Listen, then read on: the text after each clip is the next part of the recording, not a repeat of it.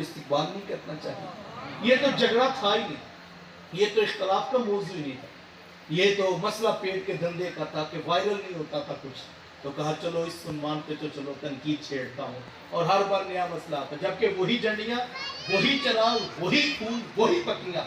مدرسوں کے اندر بھی آتی ہیں، محتمموں کے اوپر بھی گرتی ہیں، پورا سال ہوتی ہیں، لیکن وہی پھول، وہی پتیاں، وہی لائٹنگ والے، بعض وقت بندہ بھی وہی ہوتا ہے جو پچھلے محتمم صاحب کے جو ہے عرس پہ لگا کر گیا تھا، کوئی کسی پہ لگا، وہی بندہ آ کے میلاد کی لائٹنگ دوسری گلی میں لگاتا ہے تو جھٹ سے فتوے آ جاتے ہیں۔ تو کیسی عجیب بات ہو، کیا کسی نے کہا تھا تیری زلف دراز تک پہنچی تو حسن کہلائی،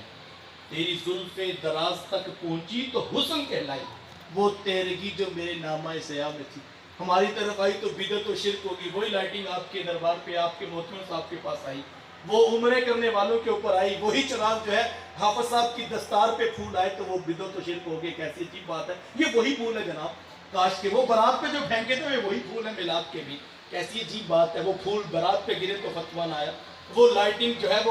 ہے وہ بیٹے کی پیدائش پہ لگی تو اس پہ فتویٰ نہ آیا، کاروبار نیا شروع کیا، دہی کی دکان کھولی تو بلبوں کا جناب 4 دن چراغا رہا، لوگوں کو پتہ لگے ہم نے نئی دکان بنائی، کبھی کسی مفتی صاحب نے گزرتے ہوئے منع نہیں کیا، ایسی عجیب بات ہے، جب میلاد کی باری آئی تو ایک دم فتوے باہر آ گئے، تو وہاں کاش ہم سوچتے رہا تھا یہ پھول کوئی نئے نہیں ہے، یہ چراغ کوئی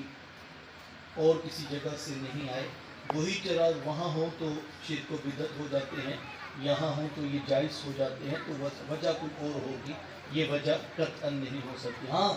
خوشی منانے کا ہر وہ طریقہ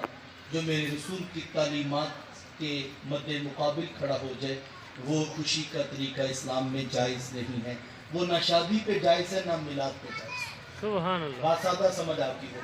وہ نہ میلاد پہ جائز ہے نہ بیٹے کی ولادت پہ جائز ہے، ہر وہ طریقہ جو رسول اللہ کی تعلیمات کے خلاف ہوگا تو یہ محبت کے انداز، لیکن میں اس سے آگے کی بات کرنا چاہتا ہوں، یہ چراغ، یہ پھول، یہ مہکتے آنگن، یہ بڑھتے لنگر، یہ محبتوں کے رنگ سارے اپنی جگہ باعث سے برکت، میں نفی نہیں کرتا، لیکن جوانوں میں یہ کہنا چاہوں گا، یاد رکھیے گا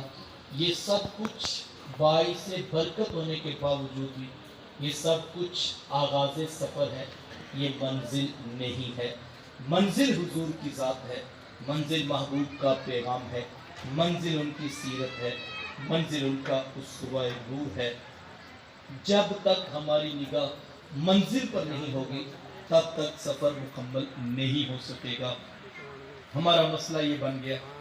کوئی تو آغاز کی استقبال کی جھنڈیوں پہ الجھ پڑا اور ساری زندگی وہیں پہ فتوے لگانے میں گزر گئی، اور کوئی جھنڈیوں کو ہی سب کچھ سمجھ بیٹھا اور ساری رات وہیں پر بیت گئی، فجر بھی قضا ہو گئی، ظہر کا بھی وقت نہ ملا۔ کاش ہم ان دونوں چیزوں سے نکل کر نہ جھنڈیوں میں ہم نے کھو جانا ہے کہ ہماری نمازیں بھی قضا ہو جائیں، نہ ہم نے جھنڈیوں میں الجھ جانا ہے کہ ہمیں منزل کا رستہ ہی نہ پتہ ہو، نہ الجھنا ہے نہ کھو جانا ہے، ہم نے تو دم دم محبوب کے یاد تک پہنچنا ہے، ہم نے رب کی رسول کی رضا تک پہنچنا ہے، اور وہ تعلیمات ہیں، جب تک تعلیمات سے روشنی حاصل نہیں کی جائے گی، دین رسول کو اختیار نہیں کیا جائے گا، سنت مبارکہ کو اپنا وتیرہ نہیں بنایا جائے گا، تب تک نتائج حاصل نہیں ہوں گے۔ ضرورت اس عمل کی ہے کہ میں اور آپ اپنے عمل کو نکھار لیں اور اپنے رب کو راضی کرنے کے لیے ذات رسالت مآب صلی اللہ علیہ وآلہ وسلم کی بنیادی تعلیمات کو ضرور اختیار کر لیا جائے۔ جب بنیادیں مضبوط ہوں گی تو یقیناً عمارت بھی مضبوط ہوتی چلی جائے گی۔ اپنے حصے کی شمع روشن کیجئے، آپ اتنے لوگ جمع ہوئے ہیں، میں اور بھی 15-20 منٹ لگا دوں، لیکن نماز عشاء قریب ہے، میں مسافر ہوں، میں بھی انشاءاللہ نماز کا اہتمام باجماعت کروں گا، آپ احباب بھی اپنی نماز کو ضائع ہونے سے ضرور بچائیے گا، کبھی نماز رہ جائے تو یہ نہیں جو پڑھ لی جو رہ گئی وہ رہ گئی، ایسے نہیں، رات کو قضا کر کے اللہ سے معافی مانگ کر سوئیں، کیا پتہ صبح اٹھنا بھی نصیب کو یاد کے نہ ہو۔ کبھی انسان کے ذہن میں یہ خیال آ جائے سوتے وقت کہ اگر میری آنکھ لگ گئی تو اگر ہمیشہ کے لیے لگ گئی تو کیا ہوگا، یعنی دیکھو نا، یہ اللہ کا کرم ہوتا ہے، جو فجر کی نماز رکھی، علماء کہتے ہیں کہ فجر کی نماز کا ایک مقصد یہ بھی سمجھ آتا ہے کہ تم تو موت کے بالکل قریب تھے، سائنس کہتی ہے نیند اور موت میں صرف ایک پردے کا وقفہ ہوتا ہے، اگر وہ پردہ اٹھ جائے تو بندہ موت